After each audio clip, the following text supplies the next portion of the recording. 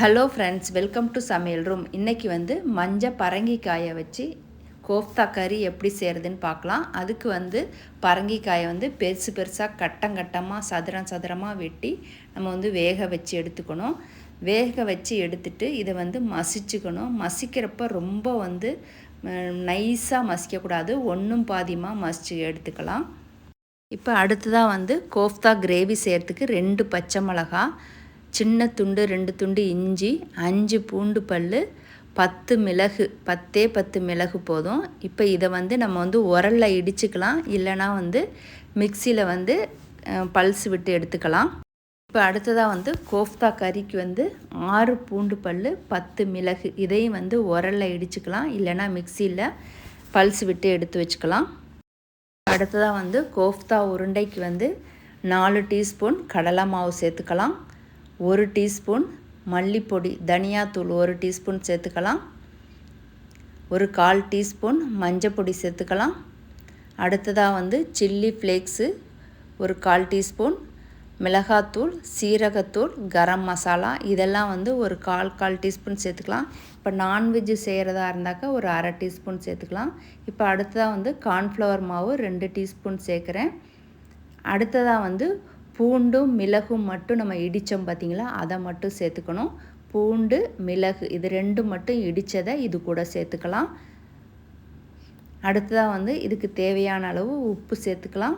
உப்பு சேர்த்துட்டு நல்லா மிக்ஸ் பண்ணிடுங்க.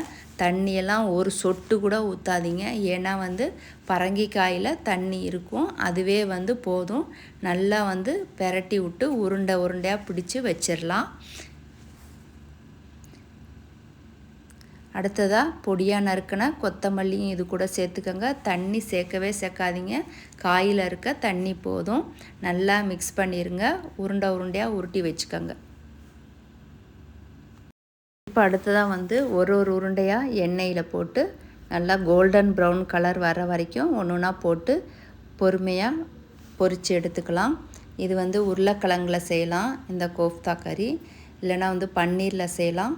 சோயா இருக்குது பார்த்திங்களா, மீல் மேக்கர், அதில் செய்யலாம். இது மாதிரி இத்தனை வெரைட்டியில் செய்யலாம். இப்போ நாம் மஞ்சள் பரங்கிக்காயை வச்சு செய்யலாம். இப்போ நல்லா எல்லாம் பொரித்து எடுத்துட்டோம்.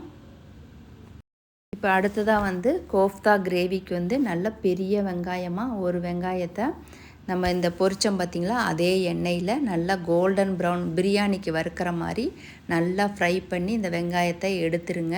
டிஷ்யூ பேப்பரில் வச்சுருங்க, ஏன்னா அந்த ஆயிலெலாம் அந்த பேப்பரில் எல்லாம் இழுத்துரும்.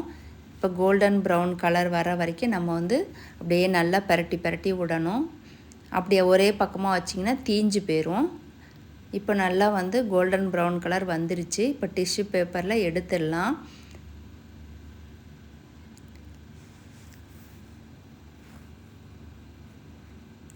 இப்போ இந்த வெங்காயத்தை அரைக்கணும். இப்போ வறுத்து வெங்காயத்தை நம்ம மிக்சியில் போட்டு அரைக்கணும்.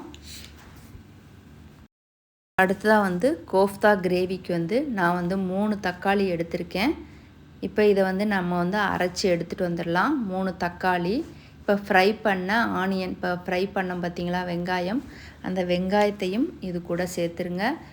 பெரிய வெங்காயமாக இருந்தால் 1 வெங்காயம் போதும், சின்ன வெங்காயமாக இருந்தால் 2 வெங்காயம் சேர்த்துக்கோங்க. இப்போ இந்த வெங்காயத்தோடைய சின்ன துண்டு பட்டை, 2 கிராம்பு, 2 ஏலக்காய் இது கூட சேர்த்து அதையும் அரைச்சிருங்க. அடுத்தது பட்டை, அன்னாசிப்பூ, 2 ஏலக்காய். இப்போ அடுத்ததாக இது கூட ஒரு 3லேருந்து ஒரு 4 டீஸ்பூன் தயிரையும் சேர்த்துக்கோங்க. சேர்த்துட்டு இதை நல்லா நைஸாக அரைச்சி எடுத்துகிட்டு வந்துடலாம். இதுதான் கோஃப்தா கிரேவி. அடுத்தது கோஃப்தா கிரேவிக்கு நம்ம பொரிச்சோம் பார்த்திங்களா, அதே எண்ணெயவே நான் யூஸ் பண்ணிக்கிறேன். 2 குழிக்கரண்டி எண்ணெய் ஊற்றிக்கோங்க. எண்ணெய் நல்லா காஞ்சதுக்கப்புறமா ஒரு 1/2 டீஸ்பூன் சீரகம் சேர்த்துக்கோங்க. சீரகம் நல்லா பொரியட்டும். அடுத்ததாக சின்ன துண்டு பட்டை, ஒரே ஒரு ஏலக்காய், பிரியாணி இலை பாதி இலை சேர்த்துக்கோங்க. பாதி இலை பிரியாணி இலை போதும். அடுத்ததாக வத்தல் மிளகாய் இருக்குது பார்த்திங்களா, அது 2 போட்டுக்கோங்க. போட்டுட்டு இதெல்லாம் நல்லா பொரியட்டும். இப்போ அடுத்ததாக வந்து நம்ம ஃபஸ்ட்டு நம்ம வந்து நம்ம உரலில் இடித்தோம் பார்த்திங்களா, பச்சை மிளகா, இஞ்சி, பூண்டு, மிளகு 10 மிளகு அந்த இடித்ததை இது கூட சேர்த்துருங்க. இப்போ இது நல்லா வந்து நல்லா பொரியணும். நல்லா பொரியறப்போ பார்த்திங்கன்னா நல்ல வாசனை கிடைக்கும். சூப்பராக இருக்கும் அந்த வாசனை. இது தீஞ்சிராமல் நல்லா பொரிச்சிருங்க.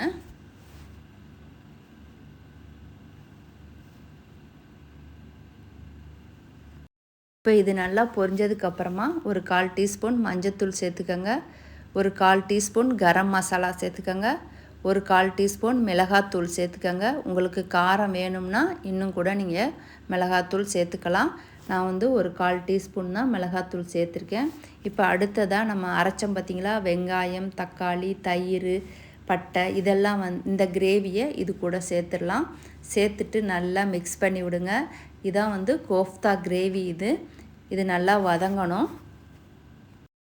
இப்போ அடுத்ததாக வந்து கோஃப்தா கிரேவிக்கு வந்து தேவையான அளவு உப்பு சேர்த்துருங்க. உப்பு சேர்த்துட்டு நல்லா வந்து கலந்து விட்டுருங்க. இப்போ வந்து நான் வந்து மஞ்சள் பரங்கிக்காயில் நான் வந்து கோஃப்தா செஞ்சுருக்கேன். நீங்கள் வந்து உருளைக்கிழங்குல செய்யலாம், பன்னீரில் செய்யலாம். இப்போ வந்து மிக்சியை கழுவி தண்ணி ஊற்றிடுங்க. உங்களுக்கு எவ்வளோ தண்ணி தேவையோ அந்தளவு தண்ணி ஊற்றிடுங்க. அடுத்து வந்து சோயா இருக்குது பார்த்திங்களா, மீல் மேக்கர், அதை வந்து வேக வச்சு கூட நீங்கள் வந்து கோஃப்தா செய்யலாம். இப்போ நல்லா மிக்ஸ் பண்ணி விட்டுருங்க. உப்பு சரியாக இருக்கான்னு செக் பண்ணிடுங்க. இப்போ மூடியை போட்டு மூடி வச்சுருங்க. நல்லா வந்து எண்ணெய் பிரிஞ்சு வந்ததுக்கப்புறமா இந்த கோஃப்தா உருண்டைகளை இது கூட சேர்த்துடலாம். இப்போ பாருங்கள் நல்லா எண்ணெய் பிரிஞ்சு மேலே வந்துருச்சு. இப்போ வந்து உருண்டையெல்லாம் இது கூட சேர்த்து நல்லா கலந்து விட்டுறலாம். ரொம்ப டேஸ்ட்டாக இருக்குங்க. இது பரோட்டா, சப்பாத்தி, நம்ம கீ ரைஸு இது கூடலாம் வந்து சைட் டிஷ்ஷாக தொட்டு சாப்பிடலாம். இந்த கோஃப்தா கிரேவி உங்களுக்கு இந்த வீடியோ உங்களுக்கு பிடிச்சிருந்தால் லைக் பண்ணுங்கள், ஷேர் பண்ணுங்கள், கமெண்ட் பண்ணுங்கள். மறக்காமல் சமையல் ரூமுக்கு சப்ஸ்கிரைப் பண்ணுங்கள். தேங்க்யூ ஃபார் வாட்சிங். இப்போ நல்லா மிக்ஸ் பண்ணி விட்டுட்டு கடைசியாக வந்து கொத்தமல்லி நல்லா பொடியாக நறுக்குன கொத்தமல்லியை இது கூட சேர்த்துருங்க. அவ்வளோதாங்க, சூப்பராக ரெடி ஆயிடுச்சு. நீங்களும் இதே மாதிரி செஞ்சு சாப்பிட்டு பாருங்கள்.